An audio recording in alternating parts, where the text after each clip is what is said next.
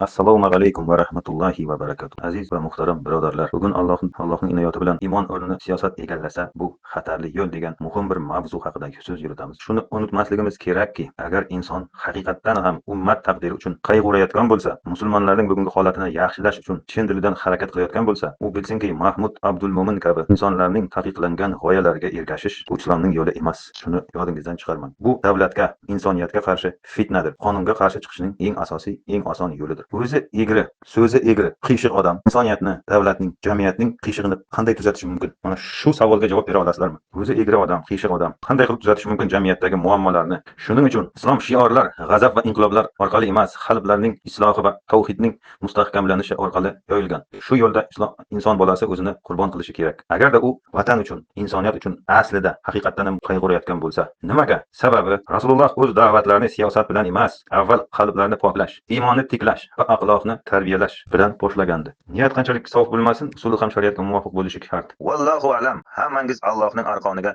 mahkam yopishinglar va parchalanmanglar.